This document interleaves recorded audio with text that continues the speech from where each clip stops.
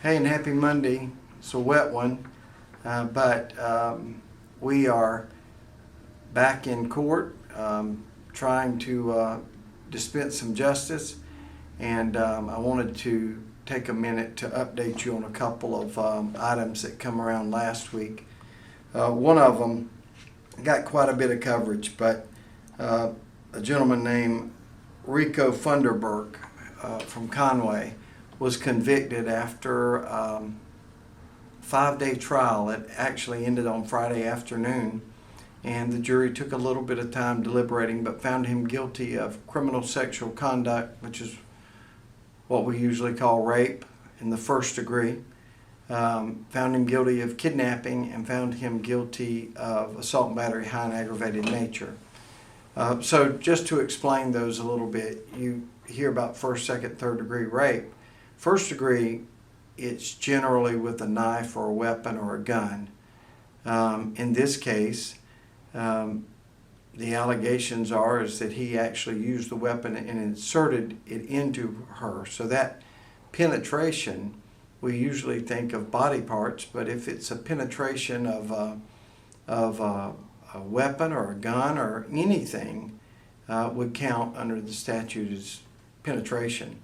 He had burned her, he had beaten her with a bat and a socket wrench, and like I tell you all the time, when we are in court, obviously as we're talking right now, you know that didn't just happen on one bad day.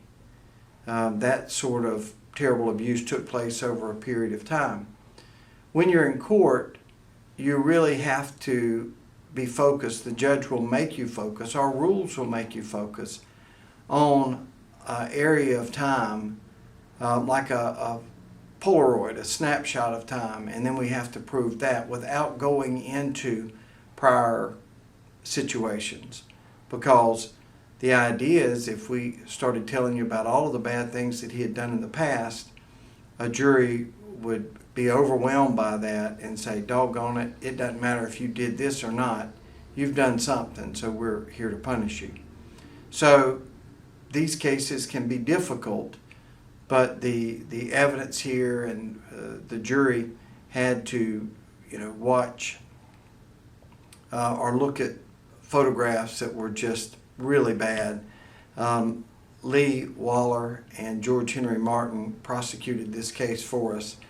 They've been handling a lot of our rape cases. We try to segregate those cases, and both of them told me that these are some of the worst pictures that they had ever seen. The victim lived, and she has moved away from our area, but she did come back and testified and did a really good job. And it was such a tough set of facts and circumstances that the judge gave consecutive sentences. Again, we talked about this before, but when we talk about concurrent, it means I would say to you, hey, you've got to serve 5 years on the drug charge, 5 years on the gun charge, and 5 years on the assault charge, and we're going to set them all consecutive. Consecutive means 5 plus 5 plus 5 is 15. Concurrent, just like you would think about electricity or current, it's all at one time. 5, 5, and 5, and while you're serving the first sentence of 5, you're serving the second and third sentence of 5. So it really is 5 years. It's just a prettier way of saying it. What we have here is consecutive, which means serve the first 30 years. When you're about ready to get out, start on that next 30 years. When you're about ready to get out, start on the next 20 years, and that's 80-year sentence. So that's what Rico Funderburk got. He had family members that came in, and certainly you are at a loss for why people do what they do, but he had a lot of family that came in, and it was stunning to everybody on both sides. But he will have 80 years to think that through. In better news, I've always told you about how we here in this office, one of the reasons I think we're so successful is that we made an agreement with our then U.S. Attorney, Sherry Lydon, to use some of our best prosecutors as special U.S. attorneys, or SALSAs. And through that, and through agency of our DEU, we still are around making drug cases and providing information and putting these out to our federal partners.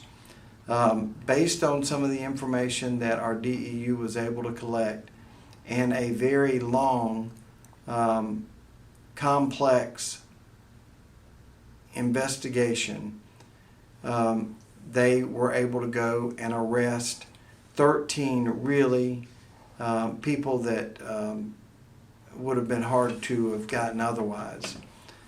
So all 13 of those guys are now in federal custody.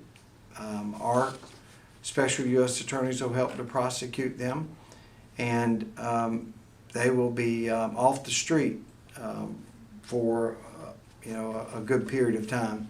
The great thing about the federal court system is that once you're in there, most of the time there's no bonds. You don't get a bond in federal court, so the community can relax and sit back.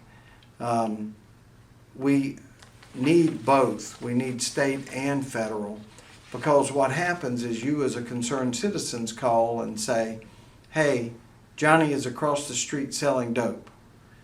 Horry County Police or Myrtle Beach Police or Conway will go over there and arrest him selling dope and take him off the street.